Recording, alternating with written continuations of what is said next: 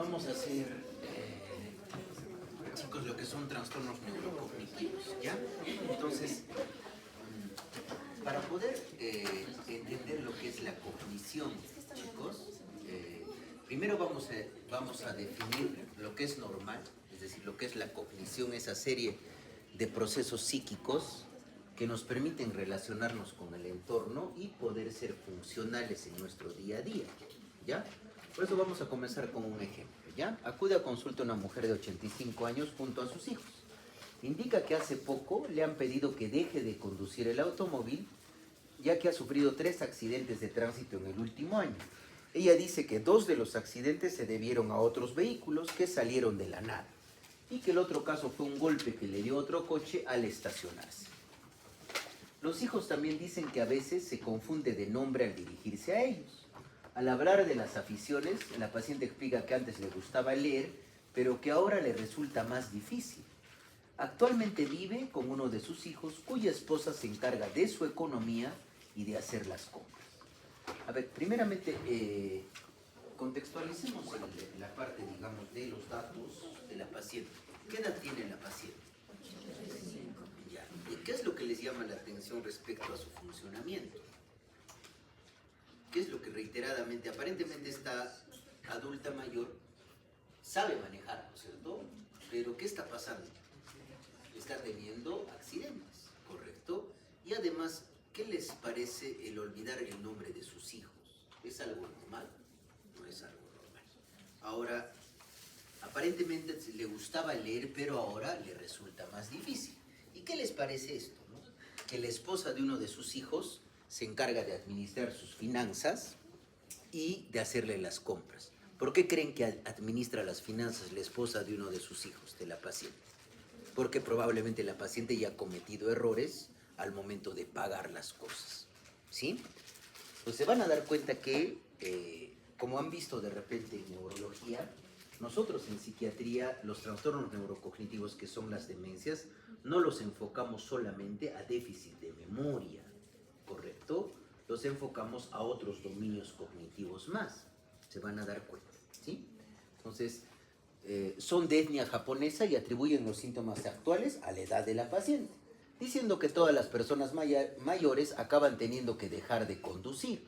La evaluación neuropsicológica muestra que se encuentra en el percentil 1 de percepción visual, pero que la memoria, la atención, el lenguaje y la función ejecutiva están todos ellos intactos.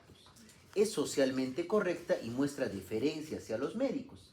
Niega tener alucinaciones y al examen mental no se evidencian alteraciones en la atención y concentración. La exploración motora es normal y no se evidencia temblor, rigidez ni alteraciones de la marcha. No tiene antecedentes de enfermedad cerebrovascular ni traumatismos cráneoencefálicos. La analítica sanguínea no refleja alteraciones.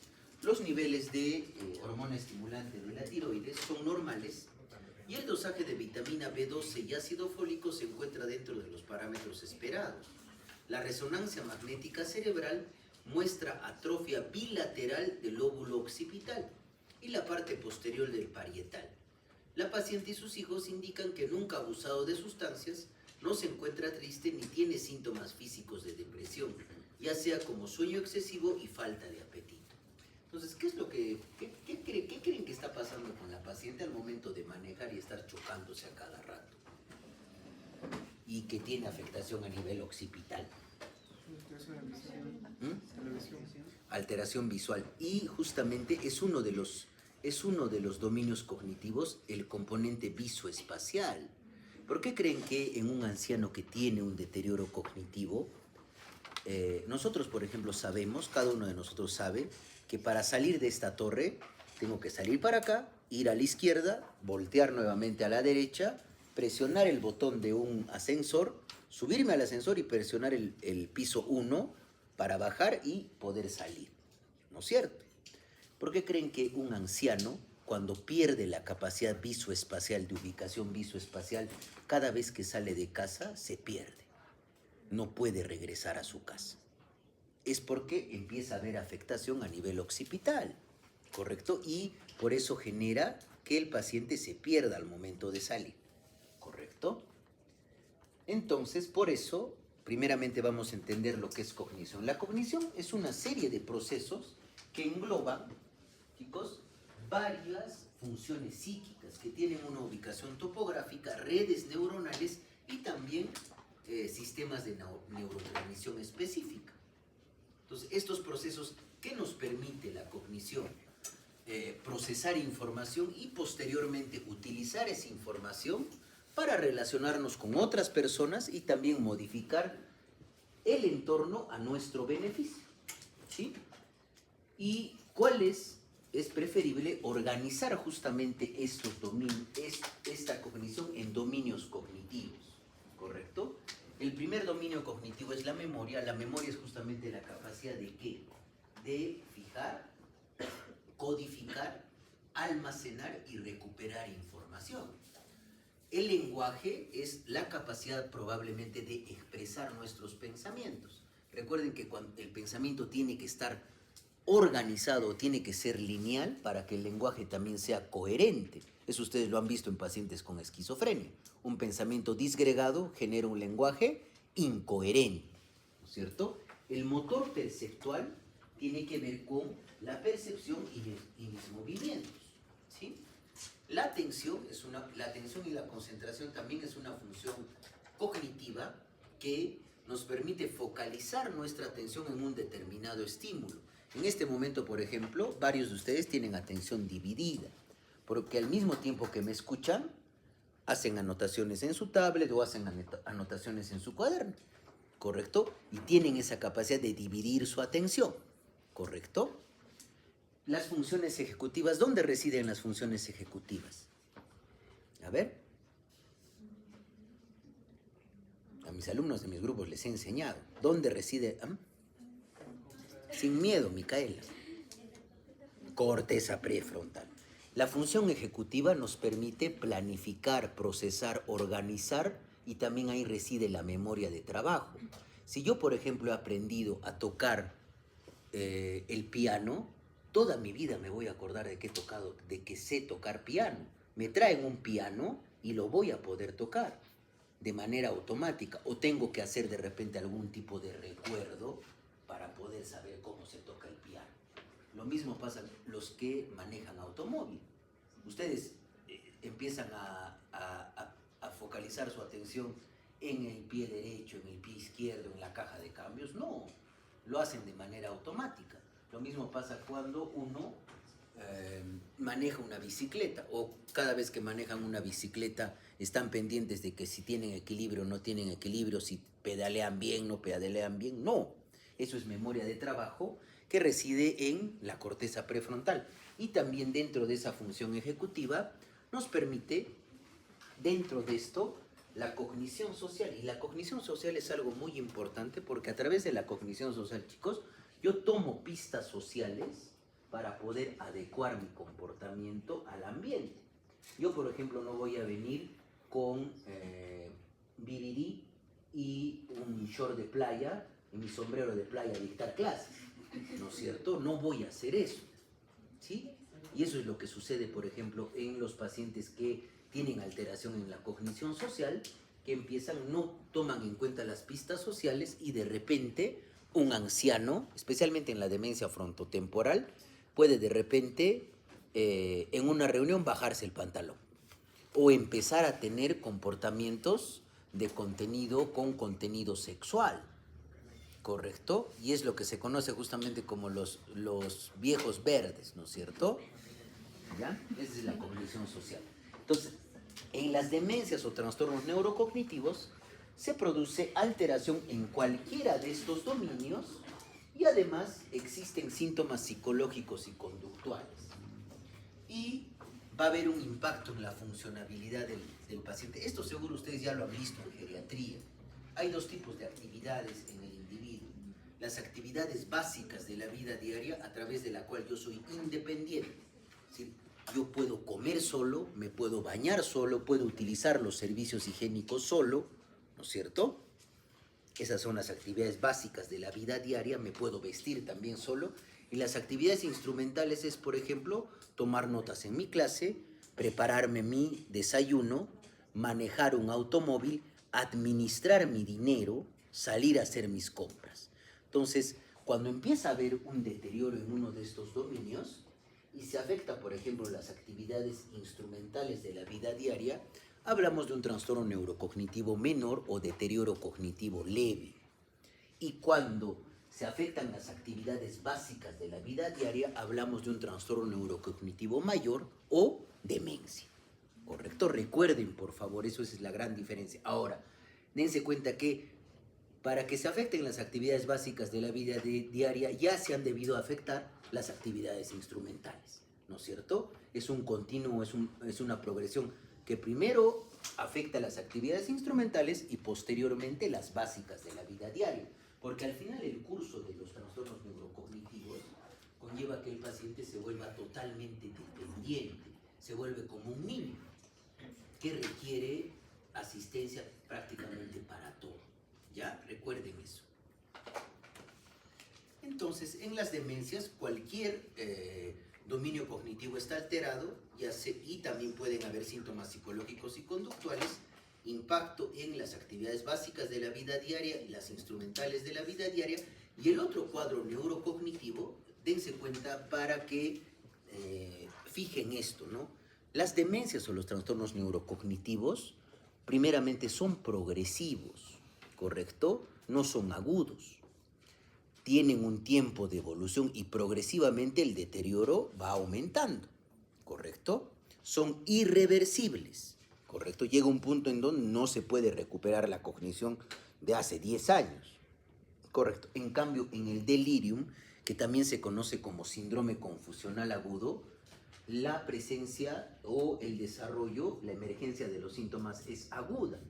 Y además, en las demencias nunca se pierde el nivel de conciencia. El paciente está despierto, solamente que tiene déficit en los dominios. En cambio, en el delirium hay una fluctuación del nivel de conciencia, asociado a una causa médica y la mayoría de veces es de inicio agudo o subagudo. ¿Ya?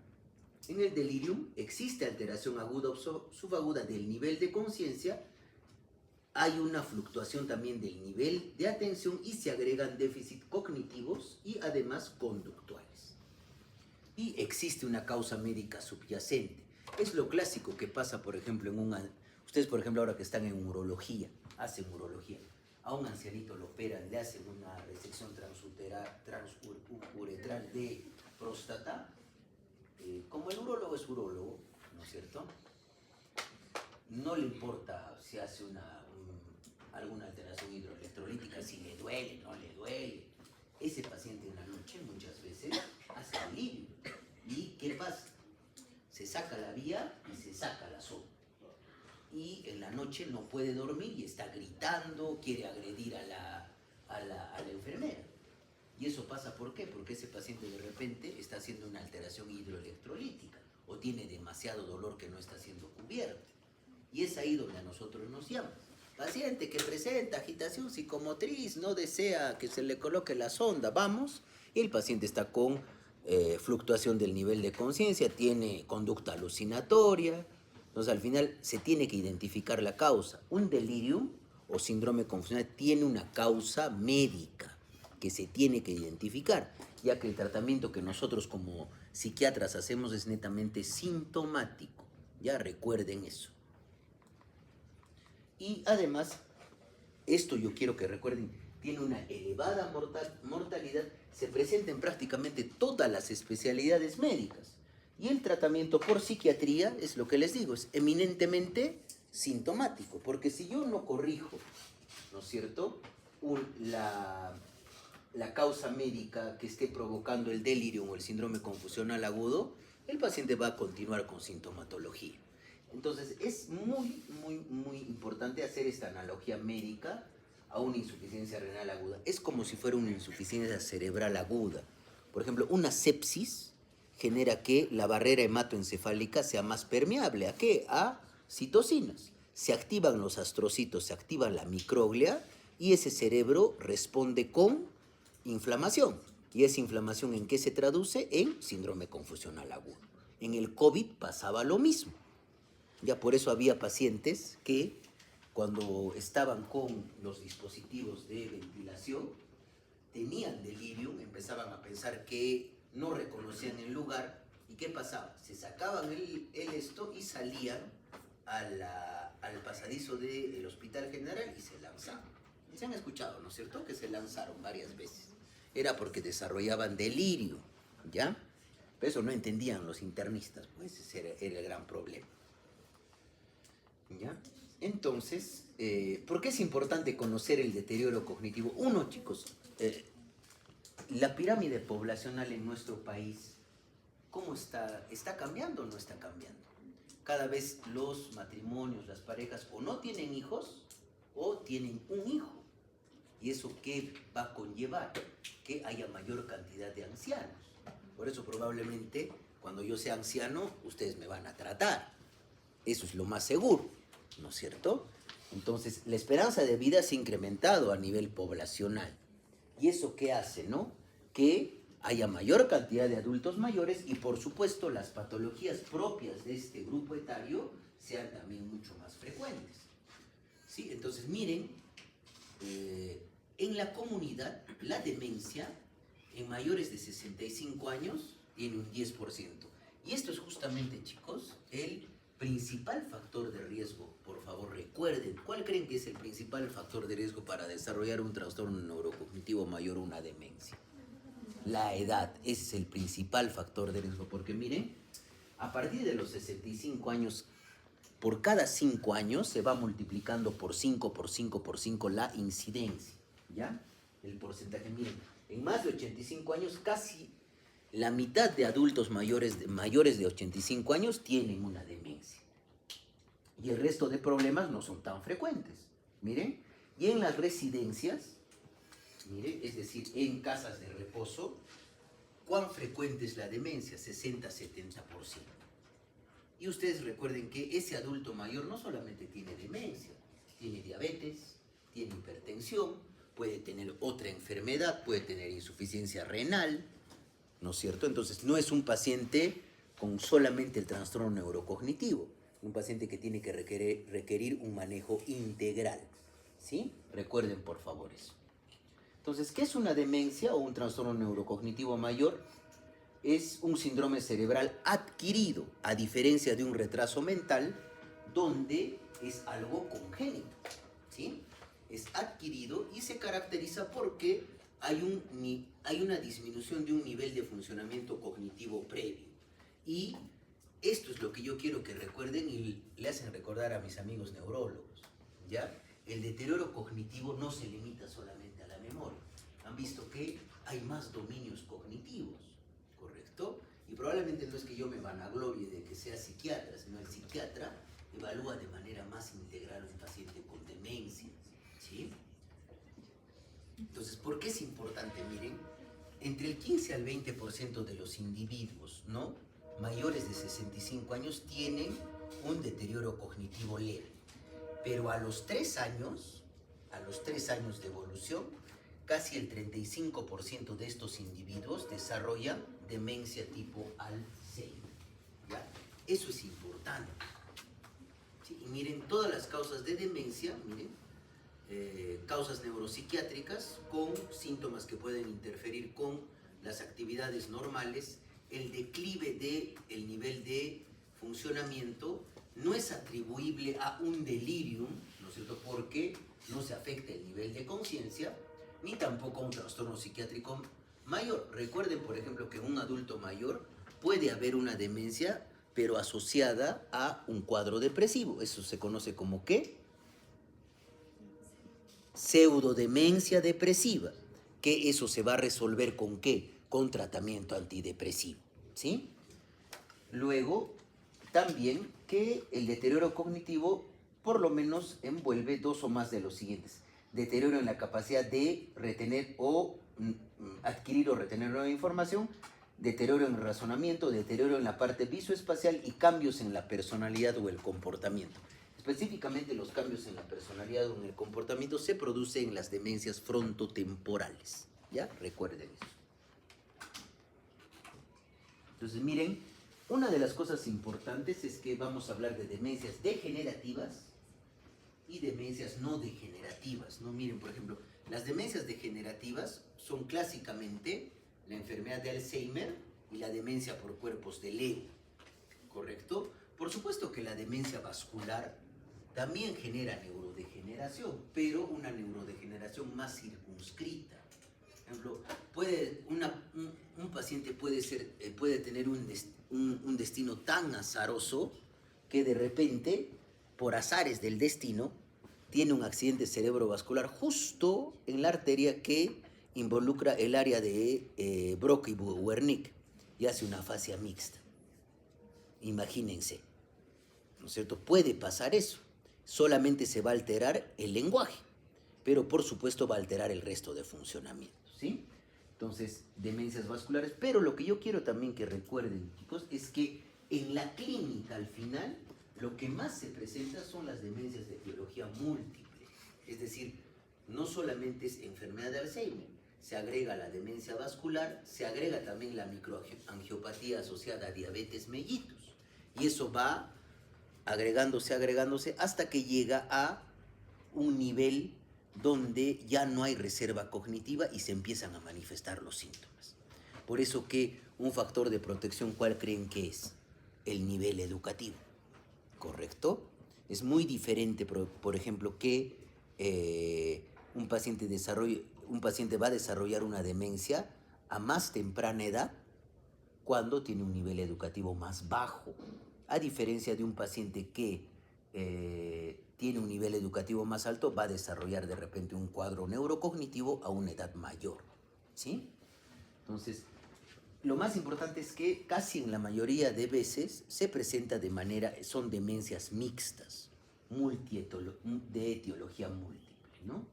Y miren, las demencias mixtas. Acá tenemos, miren, enfermedad de Alzheimer, no enfermedad de Alzheimer y patología vascular, que casi es el 50%, ¿correcto? Luego el 27% en naranja es enfermedad de Alzheimer más patología vascular. Y el resto son cuadros muy, muy cortos. Entonces, en la clínica casi se presentan de manera más frecuente las demencias mixtas, ¿correcto? Recuerden, por favor, eso. Y miren la gran causa de trastornos neurocognitivos. Demencias degenerativas, la enfermedad de Alzheimer, la demencia frontotemporal, la demencia por cuerpos de Lewy, las enfermedades neurodegenerativas como la enfermedad de Parkinson, la enfermedad de Huntington, la enfermedad de Wilson, que tiene que ver ¿con qué? A ver. ¿Depósitos de qué? No, de cobre, ¿no es cierto? Y en la enfermedad de Wilson, ¿cómo se llama el anillo que hay acá? Kaiser-Fleischer. ¿Se acuerdan? Ya tienen que acordarse, ¿ya? Las demencias talámicas, la parálisis supranuclear progresiva, la degeneración, que estas son ya muy raras, ¿no? Luego las demencias vasculares, que más que todo, ¿con qué creen que tiene relación la demencia vascular? Con la hipertensión mal controlada, ¿correcto? Entonces ahí se habla de oclusión de vasos largos, demencia por infarto estratégico, estado lacunar, ¿correcto? Demencias hidrocefálicas, y ahorita también les voy a explicar una clasificación bien importante, porque hay demencias, chicos, reversibles y hay demencias irreversibles. ¿Cuáles creen que van a ser irreversibles? Todas estas, la vascular y la degenerativa, ¿no es cierto? Las infecciones del sistema nervioso central también son causas de demencia. Por ejemplo, el mismo inicio de una infección por VIH, ¿dónde creen que va el VIH inicial? Es un virus neurótropo. Y en los pacientes con VIH ya desde el inicio infecta la microglia, el VIH.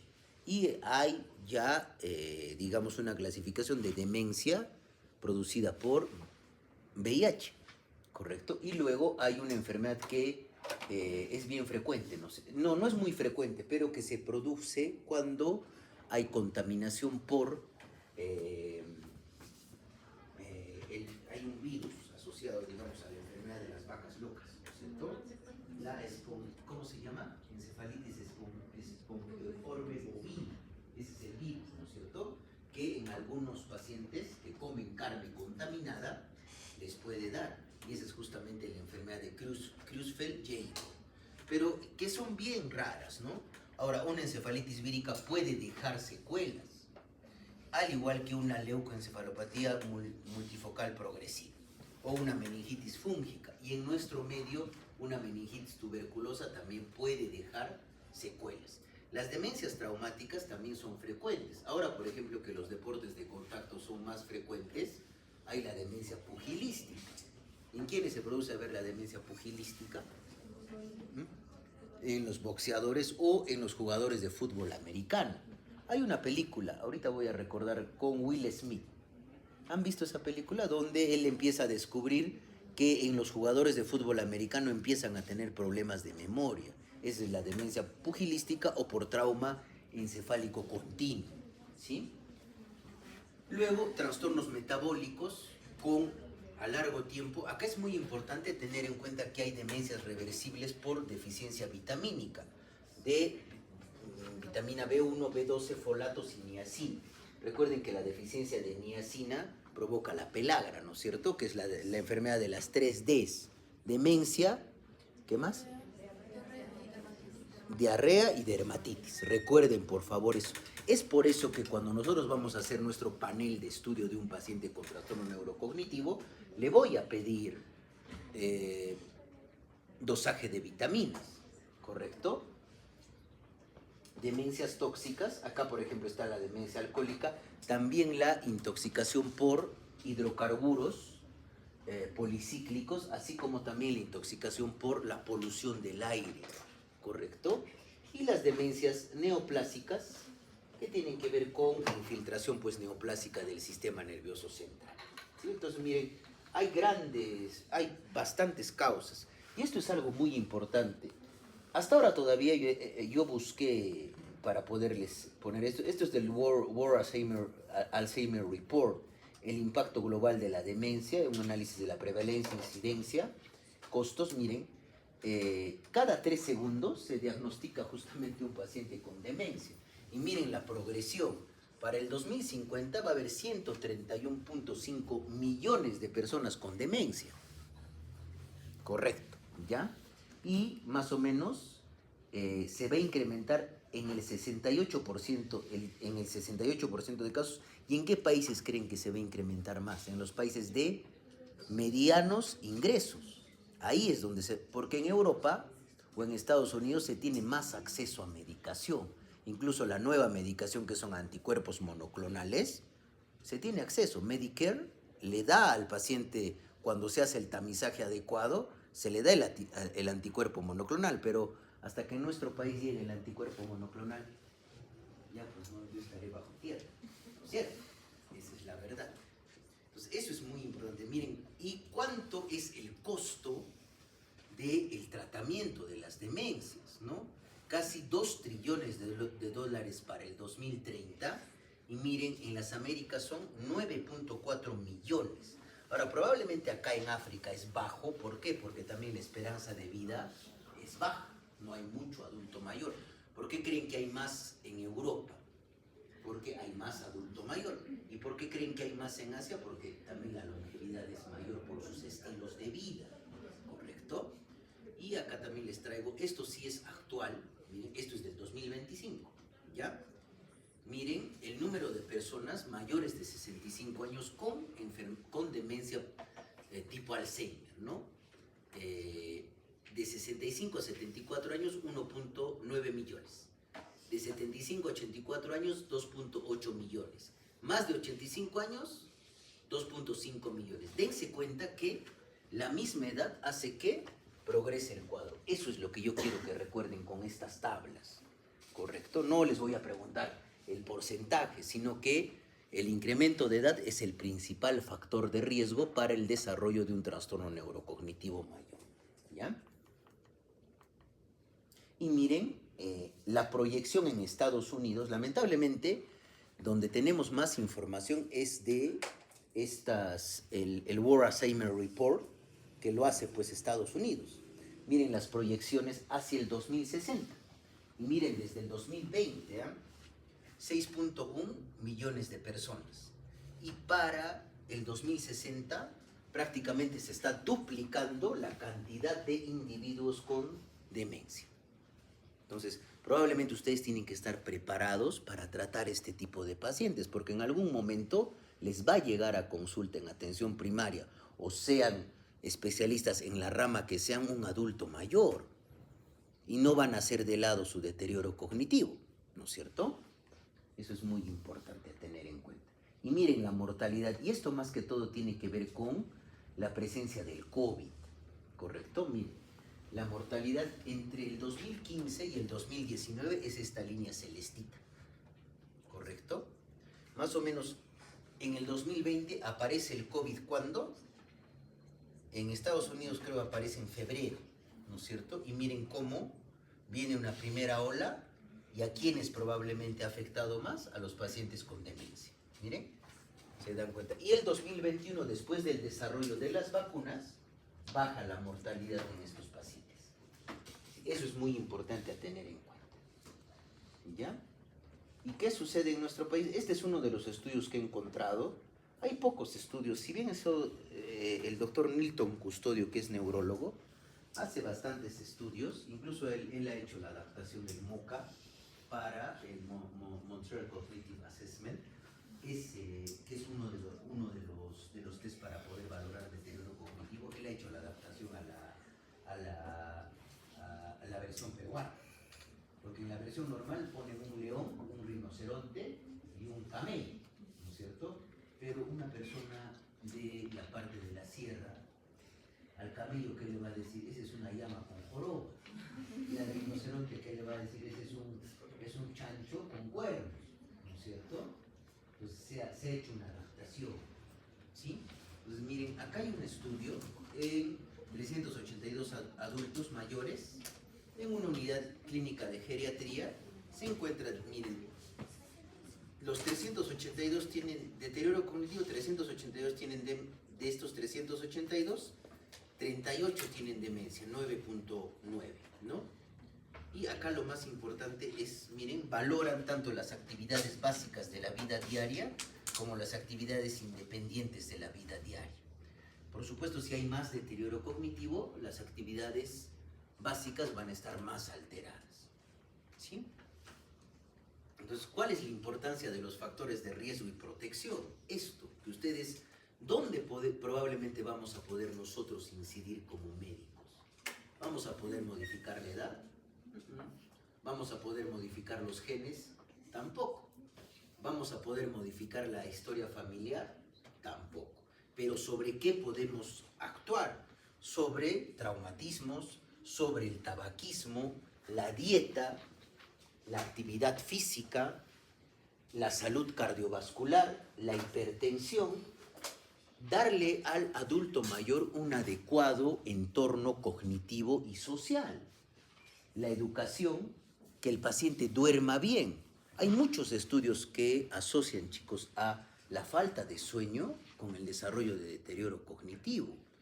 ¿Dónde se produce el aprendizaje? A ver, en el sueño, ¿correcto?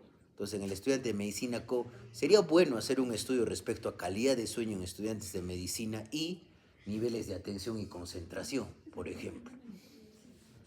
Eso se podría hacer, ¿no es cierto? Entonces, yo les doy varias ideas para que puedan hacer sus estudios para graduarse. Otra cosa es, siempre en un adulto mayor hay que corregir los déficits sensoriales.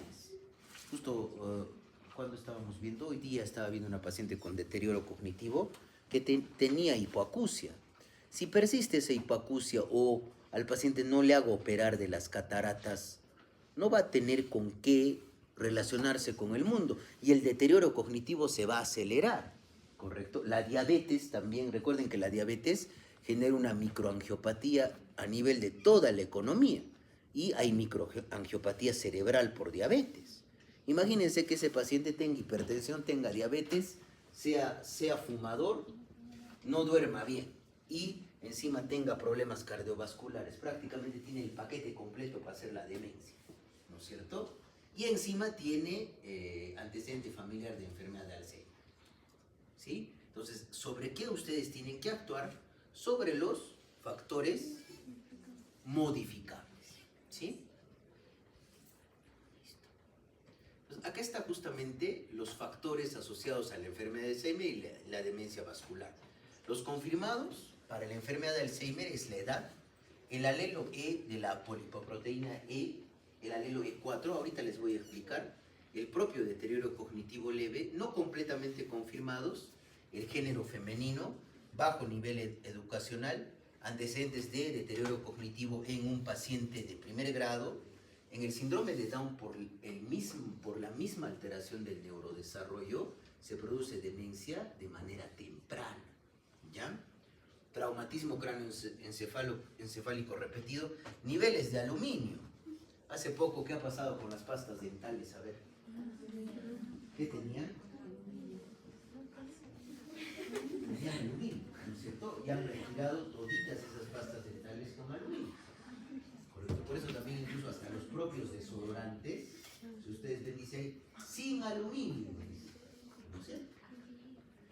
Hipertensión arterial. Ahora, otra de las cosas que yo también quiero que recuerden es que los cuadros depresivos no tratados, que se vuelven recurrentes, y no se trata, y no se trata, y no se trata, convierten a la depresión como un factor de riesgo para el desarrollo de demencia a largo plazo, ¿ya? Y en la demencia vascular, por supuesto, la edad mayor de 60 años es mucho más frecuente la demencia vascular en el sexo masculino, y acá la hipertensión arterial, el tabaco y la diabetes mellitus. Consumo excesivo de alcohol, la hiperlipidemia y la enfermedad cardíaca o la fibrilación auricular. Ustedes saben, si un paciente tiene fibrilación auricular, ¿qué creen que va a pasar? Empieza a haber una turbulencia a nivel de la aurícula no contrae bien, se forma un trombo, pasa a la aorta, ¿no es cierto? Y de ahí se va arriba y hace un accidente cerebrovascular, ¿sí? Esos son los factores para que recuerden. Y miren cómo al final, esto es prácticamente una reducción en la parte de neurotransmisión, ¿no? Lo que al final se altera en la demencia de tipo Alzheimer, chicos, viene la alteración, es decir, empieza a haber la hipotrofia y la atrofia a nivel de el lóbulo temporal medial, donde está el hipocampo. Y justamente en ese lóbulo temporal medial están los núcleos basales de Meiner, así como también había el locus ceruleus, que era el núcleo cerebral con mayor cantidad de noradrenalina, los núcleos del RAFE que tenían mayor cantidad de serotonina, los núcleos de Meiner tienen mayor cantidad de acetilcolina, y la acetilcolina es uno de los neurotransmisores que tiene que ver mucho con cognición, conducta y actividades básicas de la vida diaria, ¿correcto? Es por eso que el tratamiento utiliza inhibidores de colinesterasa, que hace que evita que la acetilcolina se degrade. Y ahí está donepezilo, galantamina, ribastigmina, que más adelante lo vamos a ver, no se preocupen. Es un tema bien bonito, pero si ustedes se dan cuenta, el psiquiatra lo enfoca de otra manera de lo cual lo enfoca el neurólogo, ¿no es cierto? Y miren, acá les voy a explicar la etiopatogenia de la enfermedad de Alzheimer. Acá tenemos la proteína precursora de amiloide, ¿ya? Que tiene un extremo amino y un extremo carboxilo. Y acá tenemos el A-beta, ¿ya? Entonces, normalmente nosotros tenemos secretasas. Esas secretasas que van a ir a la vía no amiloidogénica, corta en dos grupos, y esto no tiene ningún problema. No genera amiloide. Pero ¿qué pasa cuando viene la beta secretasa y la gamma secretasa? Cortan y se forma el polipéptido A-beta. Y ese polipéptido A-beta, ¿qué va a pasar? Por acción de la gamma secretasa se va a transformar en cuatro isoformas. A-beta 40, el A-beta 42 y el A-beta 43. ¿Cuál probablemente es el que tiene mayor riesgo de generar agregación de amiloide? El A-beta 42, ¿ya? El A-beta 40 tiene menos riesgo de agregación, entonces va a depender de la gamma secretasa. Por eso que hay algunos ensayos terapéuticos para utilizar inhibidores de la gamma secretasa, pero hasta ahora probablemente ninguno de ellos ha sido efectivo porque genera muchos efectos adversos. Ya, esto es más que todo para que tengan cómo se forman las placas de beta-mieloide y los ovillos neurofibrilares. Ahora, a nivel de los ovillos neurofibrilares hay una alteración a nivel de las proteínas tau, ¿no? Y la proteína tau, ¿qué permite? Miren, a nivel de los microtúbulos en una neurona, que haya una buena conexión, ¿correcto? Entonces, ¿qué pasa cuando esta proteína tau no se forma bien o empieza a hiperfosforilarse? Se van a empezar a formar ovillos neurofibrilares. Las placas de beta-mieloide son intracelulares, son extracelulares, y los ovillos neurofibrilares son intracelulares, ¿correcto? Miren, acá tenemos placas y ovillos neurofibrilares. Entonces, esto es lo que sucede, digamos, con la patología de la enfermedad de Alzheimer. Miren, esto es un cerebro sano. Y mientras va progresando, al final se pierde totalmente masa cortical. ¿Correcto? Listo. Entonces, miren, la apolipoproteína E también es un factor de riesgo, y especialmente ¿qué alelo? El ApoE3, el 77%. ¿Sí? Y miren, ¿no? ¿Qué va a pasar ¿qué va a pasar? Diga, salud. Ya, ¿qué va a pasar? ¿Por qué es importante la detección temprana? Y ahora, por ejemplo, en Estados Unidos se hace detección temprana, se hace genotipaje para detectar si tiene el paciente el A-beta 42. Porque yo les aseguro, a partir de los 35, 30 años, ya nosotros empezamos a tener placas de amiloide en el cerebro. El problema es que si nosotros tenemos más reserva cognitiva, no nos va a afectar tanto. Pero si no tuviéramos reserva cognitiva, probablemente a los 55, 60 años vamos a desarrollar un trastorno neurocognitivo. Entonces, miren, lo ideal es intervenir acá, evitar que empiecen a agregarse estas placas de A-beta mieloide, ¿sí? Para que se formen placas y se evite la hiperfosforilación de la proteína tau y se formen ovillos neurofibrilares. Porque al final esto, ¿qué hace, chicos? Que se pierdan neuronas, se produzca los déficits cognitivos, y acá ya es muy tarde para intervenir. Porque lo único que vamos a hacer cuando el paciente ya tiene la enfermedad es retrasar las agujas del reloj de la progresión. Porque este paciente al final se va a volver totalmente dependiente. Porque estas son enfermedades progresivas neurodegenerativas. ¿Sí? Y miren, esto es, por ejemplo, fluorodesoxiglucosa con tomografía por emisión de positrones, que permite ver el metabolismo de glucosa. Miren, esto es algo normal, ¿correcto? Miren cómo está en un deterioro cognitivo leve, mild cognitive impairment, y en la enfermedad de Alzheimer. Prácticamente no hay nada, casi nada de metabolismo de glucosa en comparación acá. ¿Ven? La gran diferencia. Y acá tenemos, a ver, creo que le están tomando. ¿Ya han tomado? Sale encima la otra imagen. Ah, sí, por eso. O sea, ya entonces, en la resonancia magnética lo que nosotros más vamos a ver es la atrofia hipocampal. ¿Ya? La atrofia hipocampal. Y, por supuesto, cómo empieza a haber atrofia hipocampal y empieza a haber también atrofia cortical, ¿qué creen que va a pasar? Los ventrículos laterales se van a dilatar, ¿correcto? Y al final, ¿cómo va a quedar ese cerebro? Así.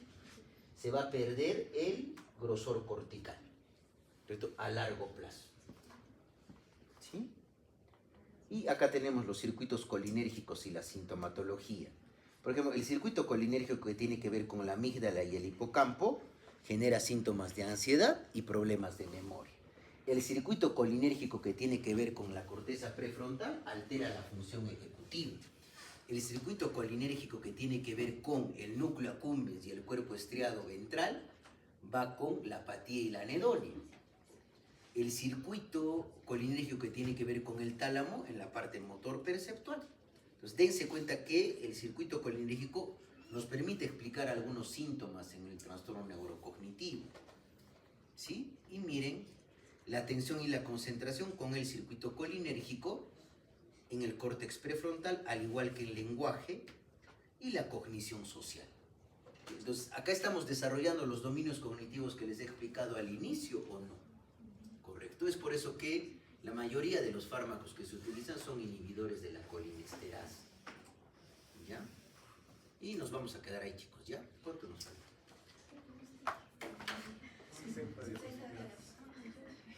Así. ¿Cuándo hacemos? A ver, mejor que... Ya no tienen exámenes, ¿no? Sí, porque no los quiero cansar tampoco. Ya deben estar cansados, han estudiado para su examen, ¿no es cierto? Entonces, después de su pasito el domingo está bien corto. Cierto, pero podríamos avanzar esta parte el día domingo y la grabación del día de hoy la puedo compartir en las otras secciones, doctor.